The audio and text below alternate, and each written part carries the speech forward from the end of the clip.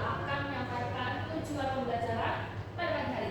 Jadi, Ibu berharap di pagi hari ini teman-teman bisa memahami apa itu konsep layanan bisnis, kemudian memahami konsep logistik, dan juga yang terakhir bisa memahami layanan jasa transportasi, distribusi, dan juga delivery. Nah, di sini ada pemantik awal dari teman-teman. Kita bisa lihat kalau di sini ada logo Pelindo, logo SPS Express, dan JNT Kargo. Nah, kira-kira menurut teman-teman, apakah ketiga logo ini bisa kita sebut dengan logistik? Bisa. Ada yang bisa memberikan alasannya? Saya Bu. Boleh Mbak? Nesa? Kalau saya melihat gambar-gambar tersebut, saya menganggapnya sama semua Bu, dalam artian mekanisme kerjasamanya itu sama-sama ekspor impor. Oke, baik, terima kasih Mbak Nesa atas alasannya. Namun Ibu kita terlebih dahulu ya. Apakah ada teman-teman yang lain yang memberikan alasan? Kalau menurut saya, sebenarnya sama-sama mengatur. Oke, pernyataan yang bagus. Baik, terima kasih banyak untuk teman-teman yang sudah berani berpendapat. Jadi di sini Ibu akan meluruskan apakah Pelindo, SPS Express, dan juga JNT Kargo ini termasuk ke dalam logistik? Jawabannya sebenarnya enggak teman-teman. Karena kita bisa lihat di JNT Kargo dengan kata kargo, artinya kargo itu merupakan suatu layanan untuk mengangkut barang-barang besar dan dimasukkan ke dalam peti kemas. Nah, kalau kalian mau tahu peti kemas itu kayak apa, yang kayak gini teman-teman, memang bisa kelihatan. Jadi kayak yang ada balok persegi panjang dan warna-warni, nah ini yang namanya peti kemas. Dan pengangkutannya itu bisa melalui 3 cara teman-teman, melalui udara, melalui laut, dan juga melalui darat. Terus kemudian kita masuk ke SPS Express, di mana kita bisa menyebut SPS Express ini sebagai ekspedisi. Jadi dia jasa untuk mengantarkan lebih fleksibel dan masuk ke tangan konsumen. Selanjutnya kita ke Pelindo. Nah, kalau Pelindo ini teman-teman, kita bisa sebut dia logistik, tapi dia sebagai fasilitas karena dia melakukan pengelolaan pada pelabuhan. Nah, kenapa kita bisa sebut Pelindo di logistik? Karena di Pelindo itu ada yang namanya perencanaan, terus kemudian pengangkatan, kemudian pengiriman, dan itulah yang bisa kita sebut dengan logistik. Sampai sini apakah ada pertanyaan? Saya Bu, Baik, baik. jadi kata ketiga ini jadi satu kesatuan Ibu. Maksud saya itu satu kesatuan dalam manajemen rantai pasok. Oke, terima kasih. Good question. Jadi, ya benar. Karena jika dari ketiga ini ada satu yang hilang, maka pelayanan bisa berjalan tidak sesuai dengan apa yang kita harapkan, seperti itu. Apakah bisa menjawab? Baik Ibu, terima kasih atas penjelasannya. Oke, terima kasih. Selanjutnya kita next ke, nah, kita masuk ke materi inti nih teman-teman. Apa sih itu manajemen logistik?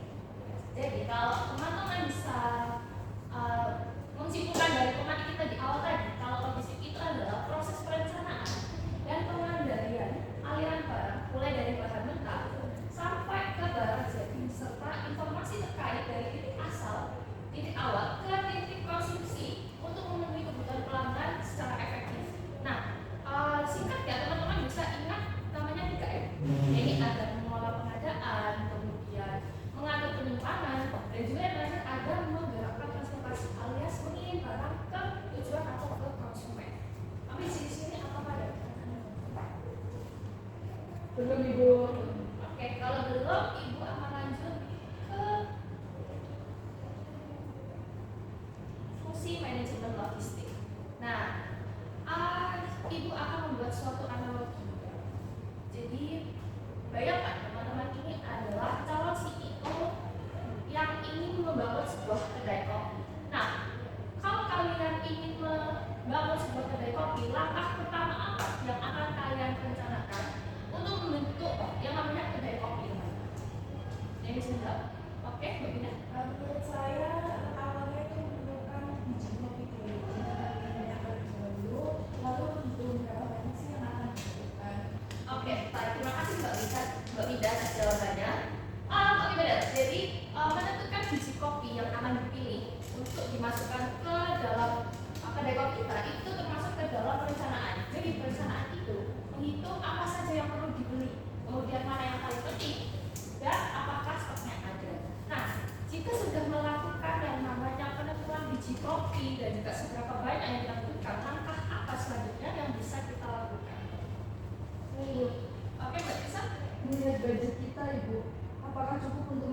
kopi tersebut. Apakah ini termasuk fungsi penganggaran, Ibu? Oke, good question. Apakah ini termasuk ke dalam fungsi penganggaran? Iya, karena seperti yang Mbak Risa bilang, kalau kita sudah menentukan biji kopi, kita menentukan budgetnya, apakah sesuai budget dengan yang kita inginkan. Nah, itu termasuk dalam penganggaran. Makanya dari penganggaran itu mengecek apakah daftar belanja tadi pas dengan uang atau budget yang dimiliki perusahaan. Dan nextnya, ketika kita sudah menentukan biji kopi, terus kemudian budgetnya sudah ada, terus kita membeli kopi tersebut, itu yang dinamakan pengandaan.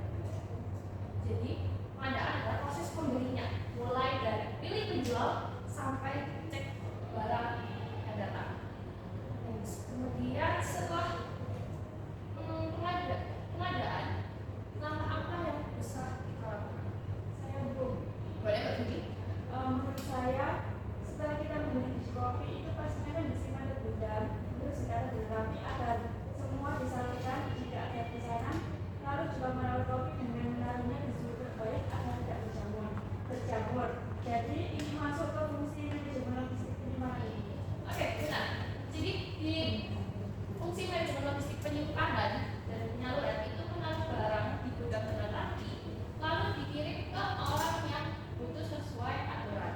Nah, jika kopi yang kita beli itu ada kebocoran ataupun biji kopi itu tiba-tiba rusak, maka kita harus melakukan pemeliharaan atau merawat barang yang ada. Nah, kan pasti biji kopi tersebut kan masih tercampur dengan biji kopi yang masih segar kan. Nah, itu kita harus bisa mengambil biji-biji kopi yang sudah tidak layak untuk dipakai agar biji kopi yang masih fresh itu bisa digunakan dan tidak mengurangi budget atau alias budget yang kita keluarkan itu tidak sia-sia. Nah, dan itu termasuk ke dalam proses penghapusan, ini membuang atau mengganti barang yang sudah rusak atau tidak layak pakai lagi. Nah, terus juga di proses yang terakhir adalah adanya pengandalian. Jadi mengawasi semua proses dari awal sampai akhir supaya tidak ada yang meleset. Sampai di sini teman-teman, apakah ada pertanyaan? Saya juga ada pertanyaan. Boleh, silakan Mbak Budia. Kalau di budget pengadaan itu yang boleh CEO atau yang lainnya atau ada khususnya seperti itu? Nah, kalau menurut teman-teman, apakah di suatu perusahaan adanya pengadaan itu barang-barangnya dibeli oleh CEO atau tim pengadaan? Tim pengadaan Oke, yang lain? sama Bu. Oke, jadi jawabannya benar ya teman-teman. Di pengadaan ini, di perusahaan itu ada yang namanya tim pengadaan, dan di tim pengadaan ini ada 2 orang alias 2 jabatan yang berperan aktif untuk proses pengadaan ini. 2 jabatan itu apa aja sih? Yang pertama ada admin. Nah, admin ini tugasnya mencatat hal-hal atau barang-barang apa saja yang dibutuhkan oleh perusahaan. Terus kemudian ada yang namanya manajer. Nah, manajer pengadaan ini dia harus bisa mengatur, terus juga mengontrol hal-hal yang sekiranya jika kita beli barang tersebut atau kita beli kopi tersebut itu tidak membuat budget yang sudah ditentukan. Jadi tidak ada barang yang sia-sia. Sampai di sini teman-teman, apakah ada pertanyaan? Boleh Bu. Oke, kalau tidak ada pertanyaan, ibu lanjut ke slide selanjutnya ya teman-teman. Oke, selanjutnya adalah tujuan layanan bisnis logistik. Jadi di tujuan layanan bisnis logistik ini kita ada 3 tujuan. Yang pertama ada barang selalu pas. Nah, maksud dari barang selalu pas ini ialah memastikan jumlah barang yang ada itu tidak kurang dan tidak lebih. Terus kemudian kondisinya juga bagus, teman-teman. Dan yang kedua adalah hemat biaya. Karena apa? Karena barang yang dirawat dan disimpan dengan baik dan benar di gudang perusahaan tidak perlu membuang uang lagi untuk beli barang baru lagi karena rusak atau hilang. Dan yang terakhir, kerja jadi lancar. Nah, tujuan layanan bisnis logistik ini bisa membantu semua bagian di kantor agar bisa bekerja lebih cepat, mudah, dan murah demi mencapai target perusahaan. Nah, sampai sini apakah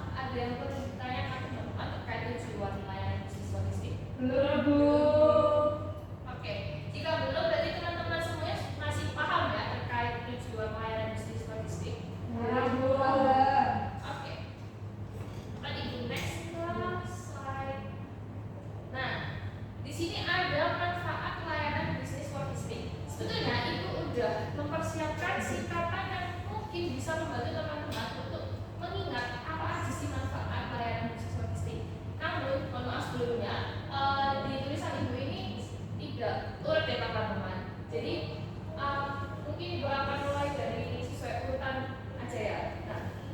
Nah, ibu bisa sebut dia dengan SPA. Nah, SPA itu apa aja? Ada solusi masalah, persediaan dan layanan, administrasi dan informasi, dan yang terakhir adalah transportasi efisien. Nah, kita masuk ke yang pertama, S, solusi masalah. Masalah dalam pengiriman itu bisa dicegah dan diatasi dengan cepat dan akurat. Kerjasama dengan pemasok pun bisa jadi lebih baik karena manajemen yang rapi. Kita masuk ke poin kedua, yakni ada P, yakni persediaan dan layanan. Nah, barang yang dibutuhkan itu selalu siap sehingga tidak ada pekerjaan yang terhambat ataupun tertunda. Nah, hal ini bisa membuat pelanggan yang membeli produk kita itu bisa merasa lebih puas karena produk yang dia minta itu bisa datang ke konsumen lebih cepat. Dan selanjutnya ada yang namanya A. Poin A itu ada administrasi dan juga informasi, di mana semua data barang masuk maupun barang keluar itu tercatat rapi oleh tim administrasi. Jadi konsumen bisa tenang karena bisa melacak atau tracking paket mereka sudah sampai di mana dan tinggal berapa hari sih mereka bisa segera mendapatkan paket tersebut. Dan yang terakhir ada transportasi efisien. Jadi perusahaan bisa memilih jenis kendaraan dan waktu kirim yang paling pas. Dan ini berlaku baik untuk mengambil bahan baku inbound maupun mengirim barang ke pembeli outbound. Nah, teman-teman, transportasi efisien ini benar-benar sangat membantu orang-orang yang bekerja dalam logistik. Karena jika transportasi yang mereka pilih itu tidak sesuai, maka bisa menghambat proses kerja dari layanan di perusahaan. Sampai sini apakah ada yang perlu dipertanyakan terkait SPA ya teman-teman? Belum, Ibu. Oke, kalau belum ada berarti ibu anggap teman-teman semuanya paham. Paham, Bu. Oke. Jadi nanti kalau ada kuis jangan lupa ya. Oke, Bu. Oke, next kita membahas terkait. Nah, teman-teman, kita masuk ke dalam komponen manajemen logistik.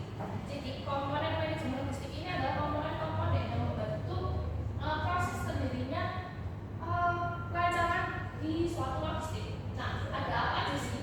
Di komponen ini ada yang namanya lokasi fasilitas, di mana tempat menyimpan barang seperti pabrik, gudang, ataupun toko yang dimana diharapkan lokasi yang dipilih ini bisa strategis untuk menekan biaya transportasi.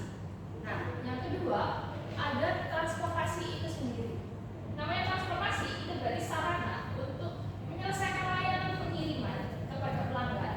Kecepatan transportasi sangat mempengaruhi waktu produksi dan juga kepuasan pelanggan. Karena para konsumen kan pasti ketika membeli barang itu ingin segera barangnya sampai ke tangannya mereka kan. Jadi dengan pemilihan transportasi yang tepat itu bisa meningkatkan kepuasan pelanggan. Selanjutnya ada yang namanya persediaan atau inventory, yakni pengaturan jumlah barang yang ada di gudang.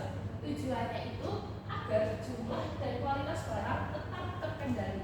Jadi tidak ada yang kurang, tidak ada yang lebih, tidak ada yang rusak, maupun kita bisa melihat apakah barang-barang yang kita punya itu masih fresh atau barang-barang tersebut sudah rusak atau semacamnya.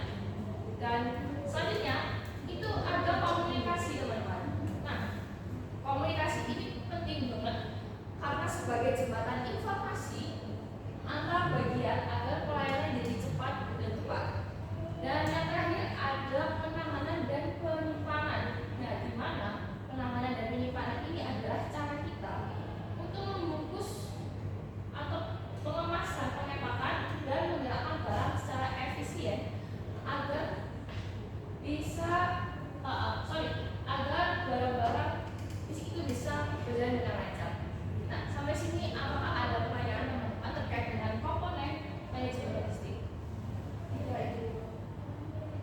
Tidak? Yakin?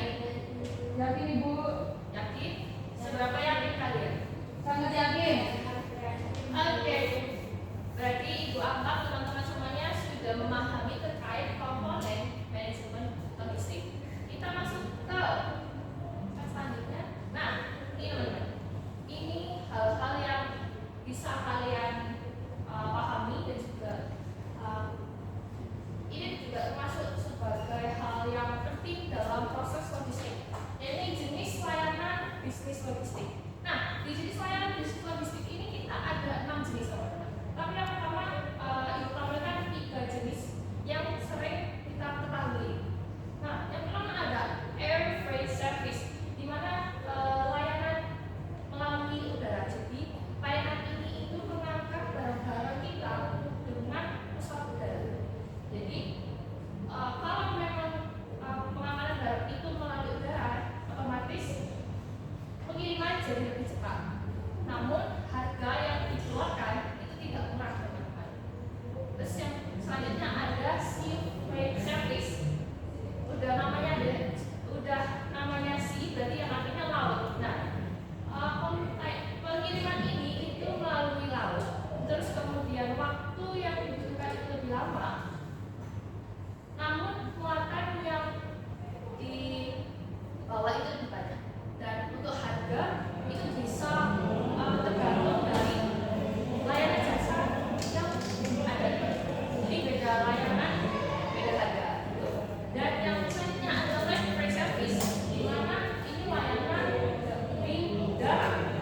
Nah, layanan di setiap kota sampai daerah dan tarifnya terjangkau. Sampai sini adakah pertanyaan untuk ketiga layanan ini teman-teman? Apakah ada pertanyaan? Tidak Ibu? Oke, baik. Next kita ke ini bisa jarang orang memahami ini, tapi sebenarnya orang-orang itu tahu. Nah, apa aja sih? Yang pertama ada packing and moving.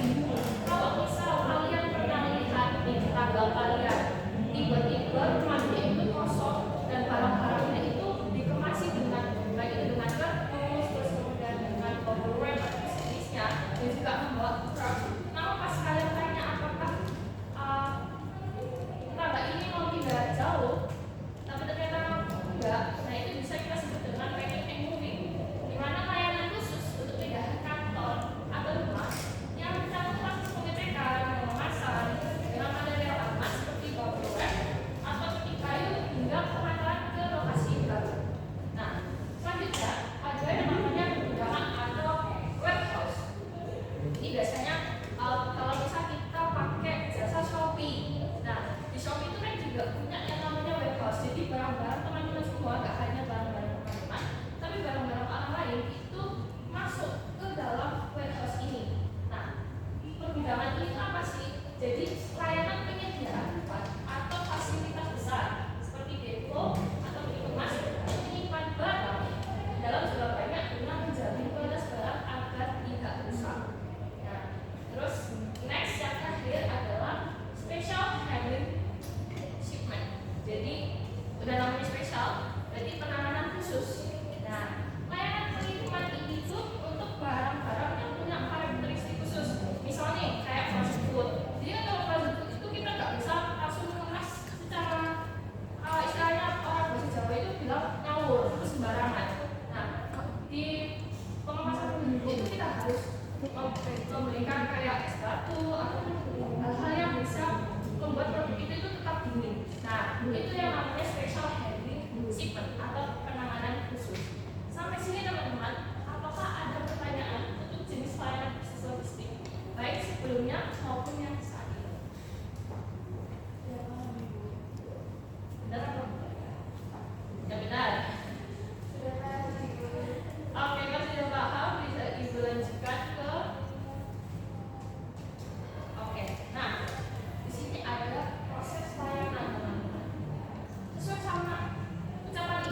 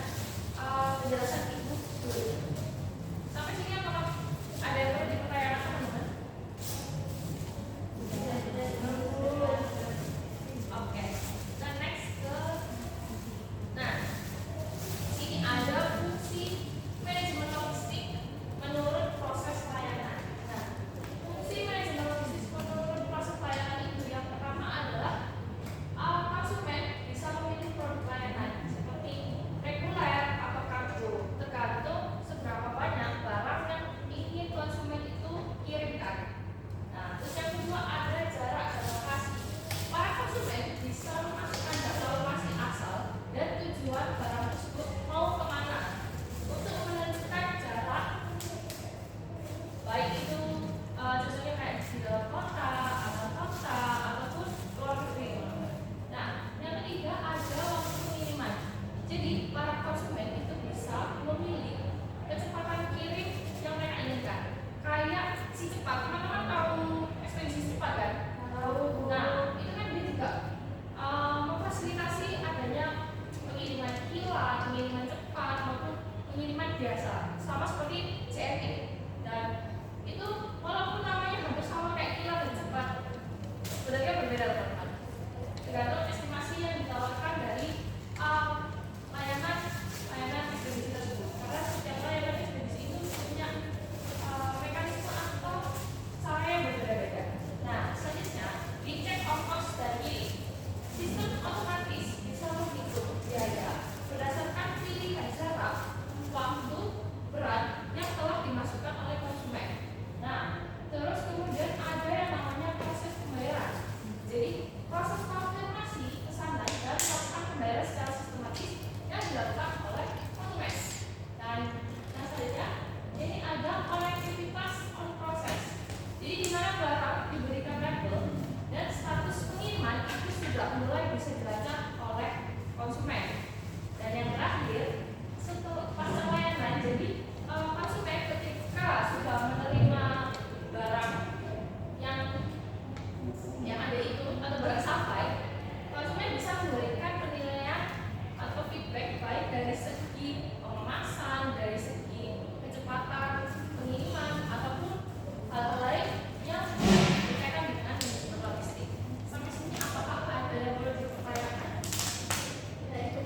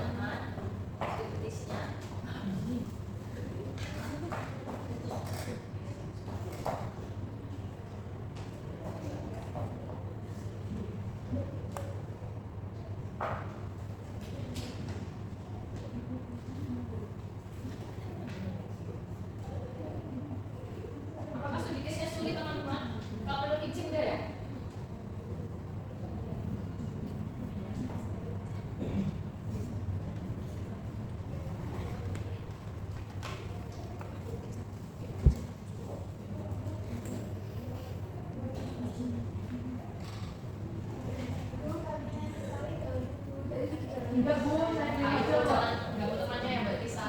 Saya minta dia masih Ayo teman-teman jangan dulu ya. Ayo Mbak Tisa tidak boleh jalan sama temennya ya. enggak bu, enggak. Waktunya di kamarnya di Jawa loh. Bu, sekarang bermundur bu. Ayo Mbak Fiana, jangan ganggu dong.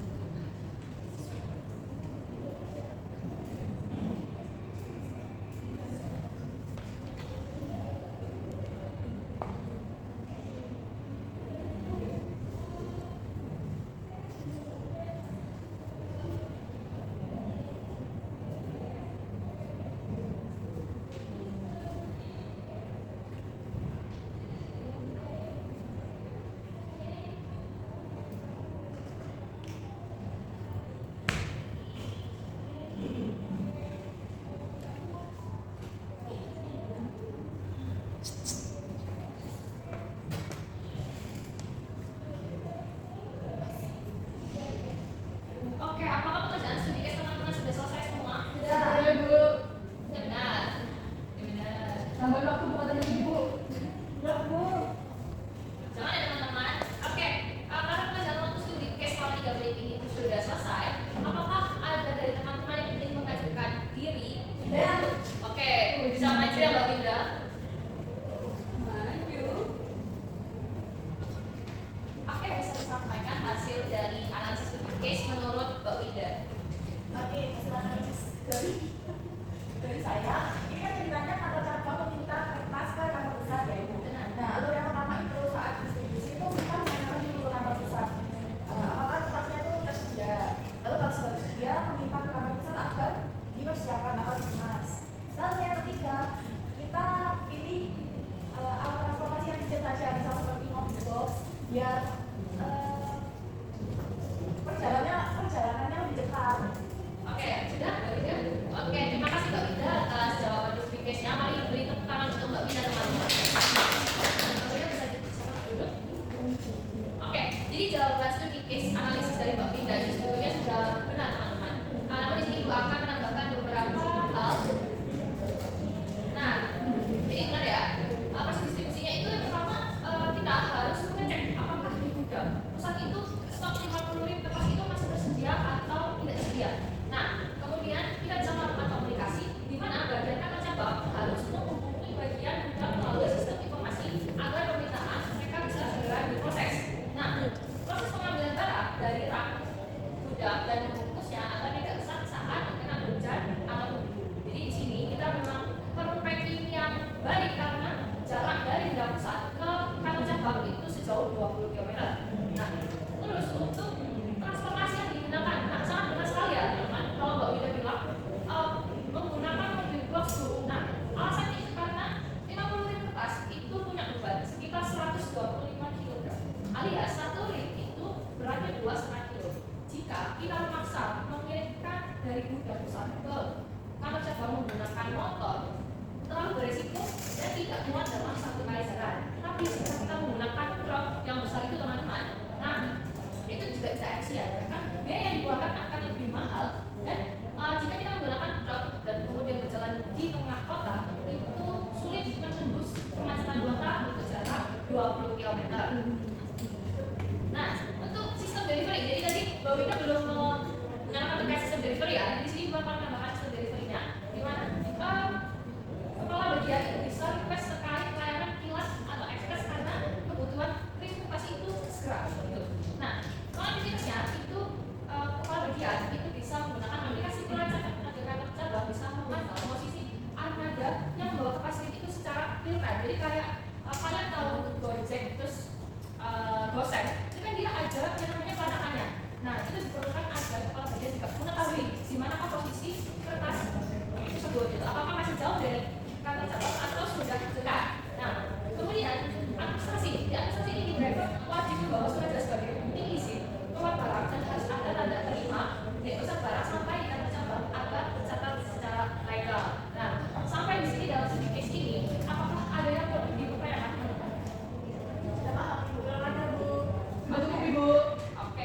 semua sudah cukup dan sudah paham, kita akan next ke apa ya kira-kira? Jangan dulu dong, belum ya. Oke. Nah, kita masuk ke quiz dan juga setelah quiz kita akan ada ice breaking teman-teman. Jadi di quiz ini ibu minta kalian persiapkan handphone kalian ataupun alat elektronik kalian, kemudian scan QR code yang ada di sini. Nah, ibu tunggu selama 2 menit ya. Jadi aja, Bu, tidak usah tulis. Tuh, nanti ice breakingnya ada sendiri, tenang aja.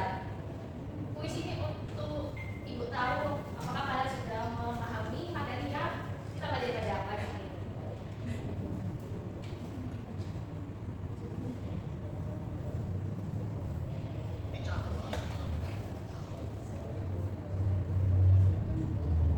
Apakah sudah bisa lebih semua teman-teman? Sudah Ibu. Oke, bisa langsung dikerjakan ya teman-teman. Waktu untuk pekerjaan selama 3 menit cukup? Sudah cukup. Cukup dong, soalnya cuma 10 aja loh. 10 menit Bu. Jangan, kelamaan 10 menit. 3 menit ya teman-teman. Ya Bu.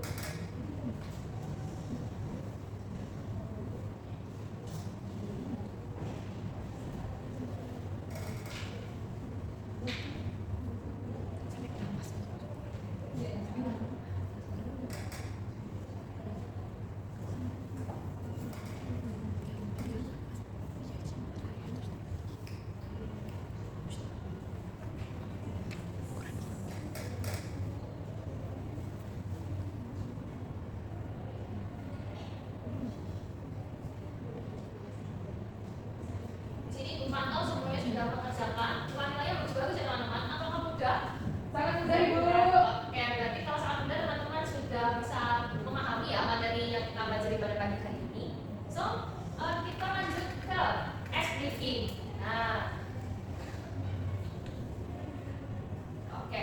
Untuk ice breaking ini Ibu punya mekanisme di mana teman-teman bisa berdiri dari bangku masing-masing dan juga berkumpul di tengah sini sama Ibu. Mari segera teman-teman. Sini ya Bu. Ya, melingkar ya.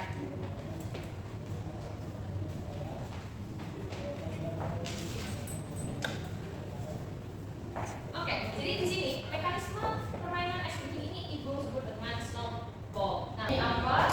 Dan nanti stop di bagian mana agar bola ini ada di tangan salah satu dari kalian untuk menjawab ice breaking pertama itu.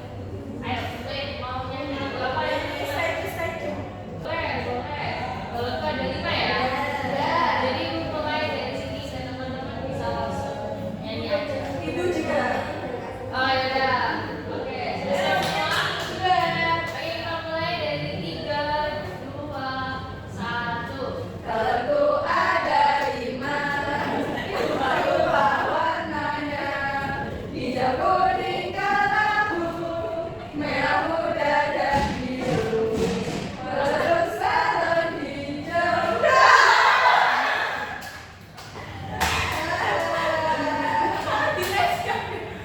Oke, jadi kita persiapkan teman-teman di download.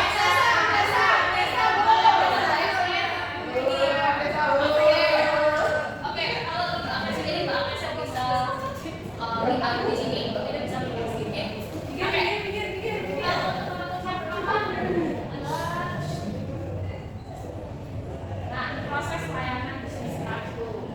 Jadi setelah mendengar materi yang sudah ada pada hari ini, kira-kira Mbak Agnes ketika mendengar proses layanan di start itu apa sih? Wah, ini gampang sih Bu. Oke. Layanan diskar itu yang saya tahu adalah layanan pengangkutan yang menggunakan alat emas ya tadi yang digambar-gambar banyak itu yang bisa lewat 3 jalur darat, jalur laut sama Oke, keren sekali. Terima kasih Mbak Agnes. Oke, selanjutnya kita masuk ke ice breaking kedua teman-teman. Nah, mari kita nyanyikan lagi dan terakhir di Mbak Agnes, liputannya langsung aja ya teman-teman. Oh, gini belum. Boleh, terserah aku ganti lagi kalau apa-apa. Barangku Oke. ada 5, rupa-rupa Sampai boleh ya. warnanya, hijau kuning kelabu,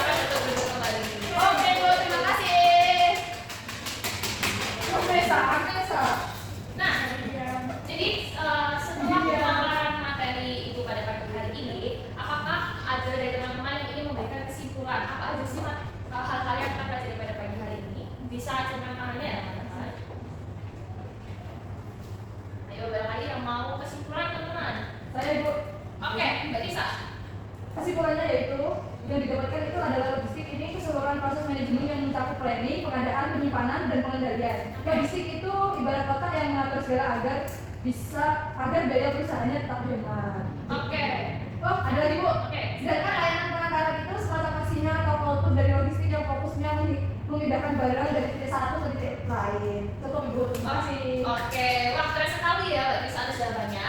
Jadi simpulnya teman-teman, kalau di sistem logistik itu lebih ke bagaimana mengelola dan juga pengantarannya. Sedangkan untuk yang pelayanan atau pengantaran itu bagaimana sampainya. Pak, jawaban dari Mbak Tisa sudah sangat baik, mari beri aplaus untuk Mbak Tisa.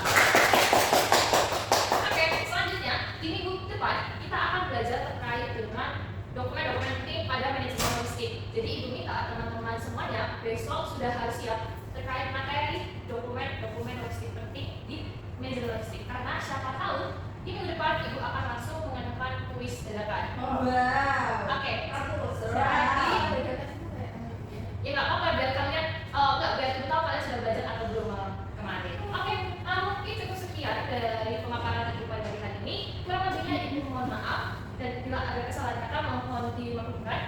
Dan jangan lupa belajar untuk materi minggu depan teman-teman dan selamat tidur istirahat. Jadi wassalamualaikum warahmatullahi wabarakatuh. Sampai jumpa di minggu selanjutnya teman-teman. Waalaikumsalam.